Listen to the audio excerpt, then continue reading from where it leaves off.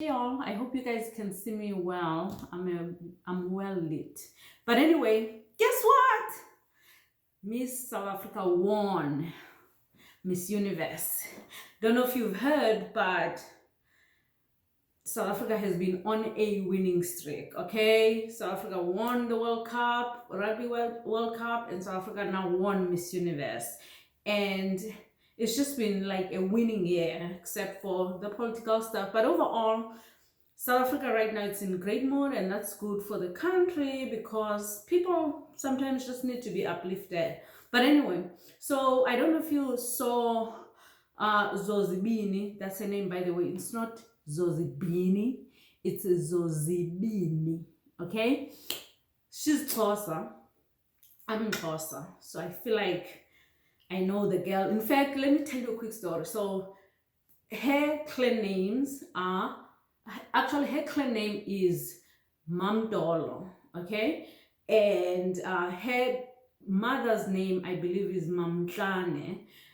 So her dad's you assume your father's clan name in general as a general rule, but the interesting thing is that my uncles, I had 7 uncles, y'all, married to Emma Dolweni, which is what you call many matolos. And then my other uncle married Emma Ntlanen. So, but anyway, I wanted to give you that tidbit before I get started on this very hot topic. So she won, and I'm very happy for her. And she's a young lady. She's absolutely beautiful, gorgeous. And I don't know if you heard her speech, okay?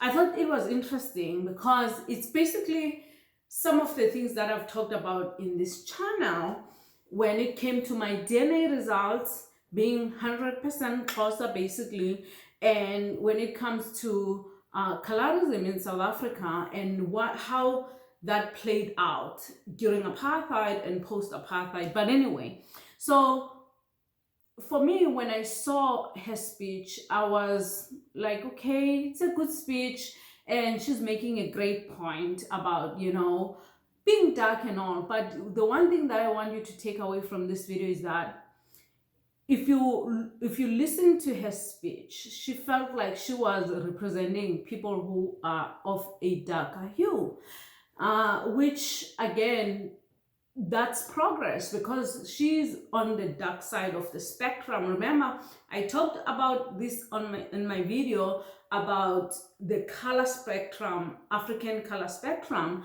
and if you look at her, she's really more like a brown girl with reddish undertones. So I wouldn't even consider her dark, but she considers herself dark because in South Africa, to make my point, is that a lot of people are in the middle, meaning they're more brownish than very dark or very light. Even me, I'm not the lightest, okay, black person in South Africa. There are a lot of black people who are much lighter than me, all the way to albinism. And then on the other side of the spectrum, you have really dark as the night. But we are all black people. And so even though she considered herself dark skinned, I don't consider her dark skinned, to be honest with you, because I've seen dark people, blue black people, and I know that she still falls within that group, but she is not very dark as she believes. And growing up in South Africa, no one would have considered her dark, to be honest with you. There are a lot more darker people than she is. But let's forget about that. Before we forget about it, that was the point I was making about colorism in South Africa. The American experience not being as universal as it is, as some people believe it is. And so that was the point I wanted to make. So now, what was interesting to me about her was her hair. She wore her hair natural, okay? So above everything in South Africa, your hair was really the one thing that determined if you were black or not. definitively determined if you were black or not, okay? Because you can see my hair, that thing behind me, that I cannot find a good place to sit in this house where I don't have distractions behind me. But let me see if I can come here. So you see, that's my hair in its natural state, and it's just like Zozibini's hair. So it's natural hair, and we have this very coily, and I've talked about my hair like for a long time, and so during apartheid, wearing your natural hair really was the one thing that gave you away. People couldn't just tell just by looking at your skin color if you mixed or not. Yeah, maybe there were features that were, you know, looked like you were mixed other than just hair, but hair was the one giveaway that said your hair is like, you are a mixed person, or a person of mixed heritage. And so to get around that, people, you know, like started straightening their hair and doing all these things that every black person around the world knows when it comes to natural hair. And so as a way to get around that hurdle, a lot of people straighten their hair and to make it look like they were actually mixed, and some of them as a result were able to give themselves new last names, or even in a case of my husband, they were given new last names, especially because in my family, in my husband's family, they spoke Afrikaans, and so they were thought to be, you know, like mixed people, even though they're pure black people. So the point I'm trying to make is that her hair to me was probably the last stand that she could have taken to come as she is to the world, and the world accept her. And to me, that really was probably the most progressive things. In fact, in places like California, they're still passing laws that you can't discriminate against people with natural hair in 2019, okay?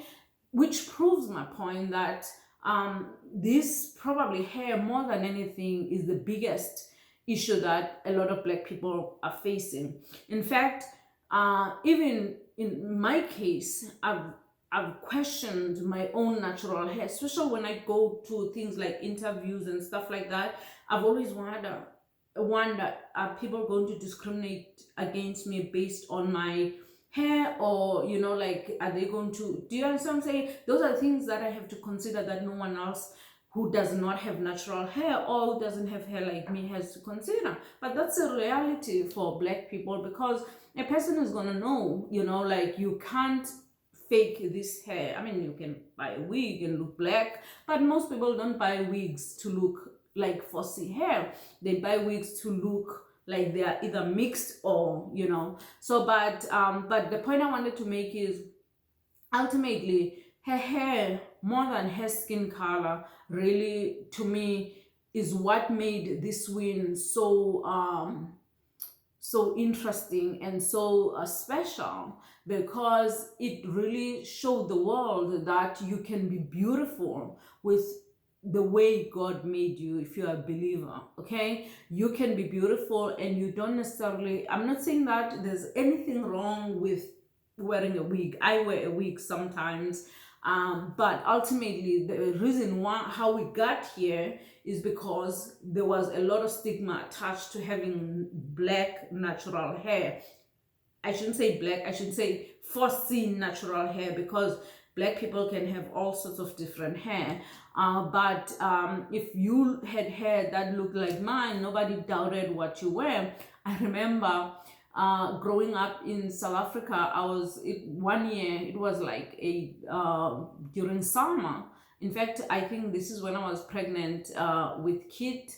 I was coming back from work, and I was doing like a weekend work, and I was coming back, and on my way home, and I had my hair, remember the haircuts from the 90s, the mushroom.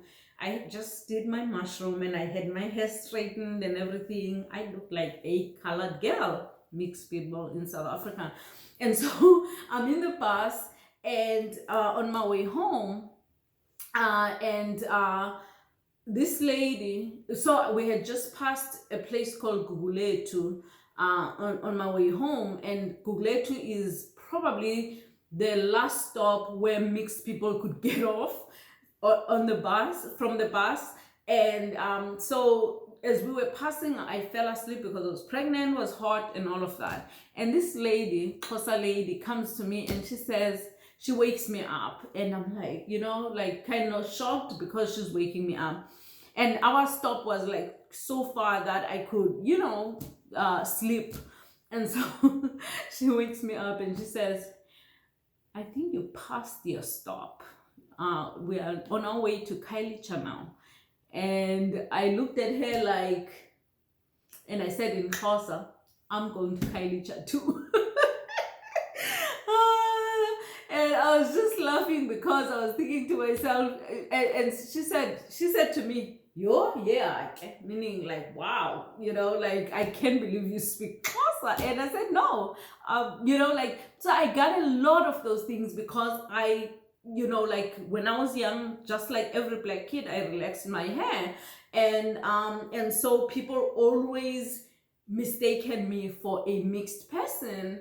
And so that's why this day I love to wear my hair natural, because first of all, it's so much easier and I don't have to use chemicals in my hair, which are very dangerous. All those things that come with, like straightening your hair. I rather, in fact, a person wears a wig because at least they are not putting chemicals in their hair. But anyway, that's another topic. And again, this is not to say if that's what you want to do, you should do it. The point I was just making is that, to me, even though she emphasized her skin color, in South Africa, skin color, at least when I was growing up, for her generation, it might be different, which is ironic because we are supposedly post-apartheid, but it might be different. But when I was growing up, it was pretty much your hair that was an issue. Everything else in terms of skin color, we came in with all skin colors, especially in the Western Cape.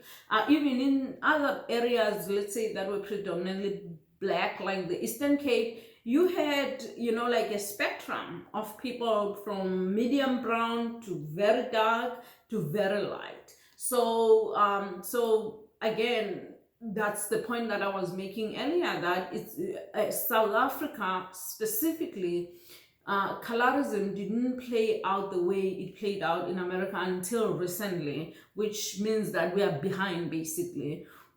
Before, it was all about, in fact, like even just like here in America, they had black is beautiful. That's how it was in South Africa. So being a light skin was actually not the cool thing you could be. It was, you didn't like it. I at least didn't like it because I felt like I was, singled out because I was on the other end of the spectrum. Just like people were very, very dark were always singled out because they were on the other side of the spectrum. So, but anyway, I just wanted to make that point that that she was accepted, as a natural, was something that I thought was probably the biggest thing. Because, one more point I wanted to make.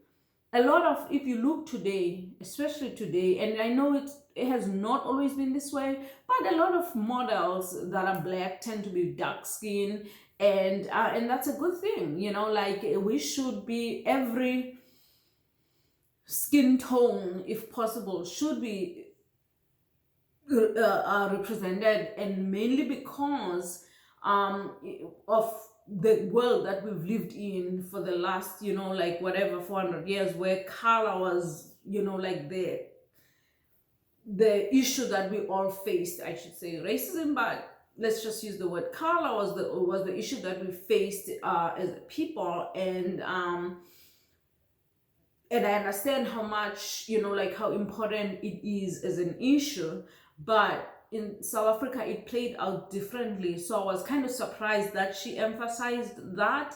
And I was also aware of the fact that, to me, I didn't feel like she was a very dark-skinned girl, that she would, like she would need to make that point. But the fact that she wore her natural hair, to me, was the last stand that she could have taken. And I'm glad that she was able to take that stand. But sorry, I didn't mean to go too long and bore you, but I was really excited, and I'm so happy for her, and I really hope that, you know, with her intelligent mind, because she's a very intelligent young lady, she can go far, maybe even run for president one day and fix the load shedding issues that South Africa is facing right now.